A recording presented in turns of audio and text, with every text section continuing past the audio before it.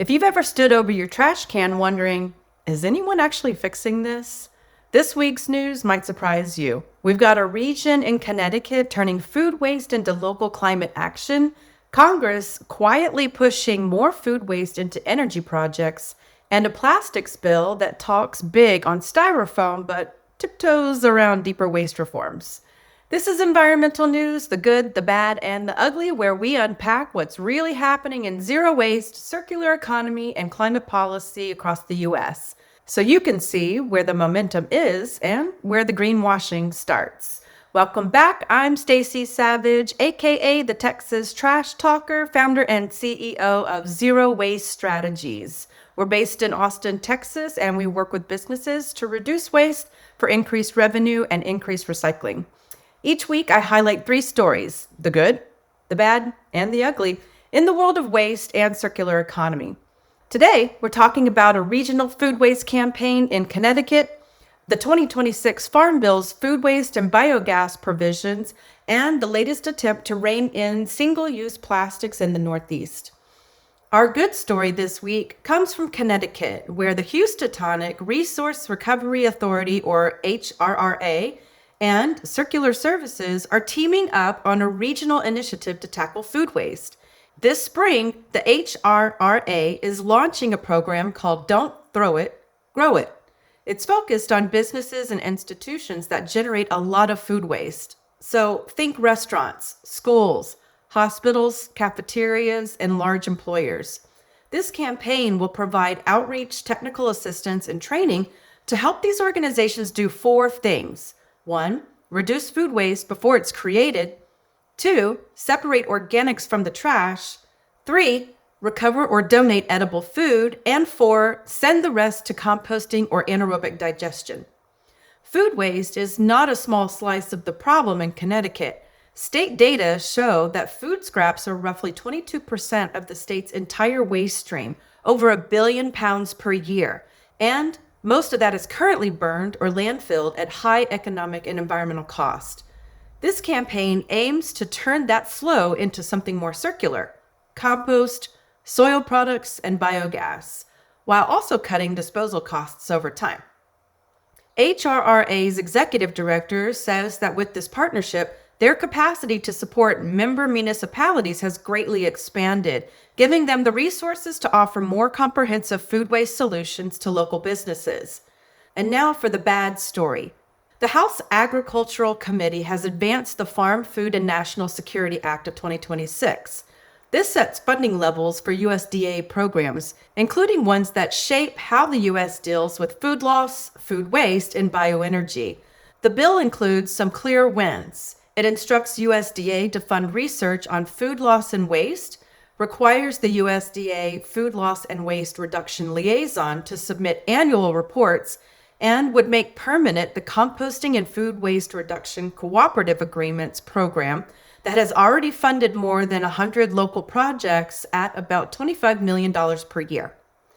Here's where it slides into the bad category. The bill explicitly makes food waste-to-energy projects like anaerobic digestion eligible for that composting and food waste reduction program, and also expands support for biogas through other USDA energy programs, including higher loan guarantees under the Rural Energy for America program. Industry groups like the American Biogas Council and Renewable Natural Gas Advocates have praised these provisions as critically important for farmers in rural communities. The tension is that we're talking about a program originally framed around composting and food waste reduction. In practice, that can mean local governments and nonprofits trying to fund small-scale composting or prevention campaigns are competing with multi-million-dollar digester or biogas projects for the same pool of federal dollars. There's also the question of environmental justice and air quality around certain kinds of biogas infrastructure, especially when it's tied to large livestock operations or when gas is upgraded and burned off-site. This bill, as it stands, leans into methane capture and renewable fuels without equally strong protections to ensure we're not locking in wasteful systems that are calling themselves circular. Our ugly story leads us back to Connecticut, where lawmakers are considering House Bill 5524. It's an omnibus solid waste bill that tackles single-use plastics and organics, but still skirts deeper structural change. At its core, this bill would ban polystyrene. You probably know it as Styrofoam. These takeout containers would be banned by July 1st, 2028, and it would require restaurants and food service providers to offer items like utensils, napkins, condiment packets, and straws only upon customer request. That, quote, upon request model has been shown elsewhere to significantly cut unnecessary single use items without banning them outright.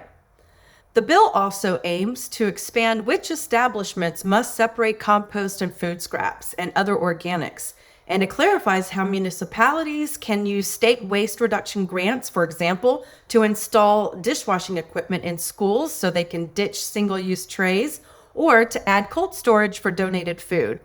That's a smart use of grants and a practical way to move institutions away from disposables. But here's where it lands in our ugly category. This is not Connecticut's first attempt at a styrofoam or single-use plastics bill.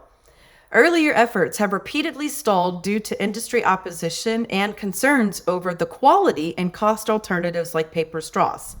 Even now, the bill doesn't include funding for new waste infrastructure, and lawmakers have said that there's little appetite in this session to confront big questions like new facilities or systemic shifts in disposal.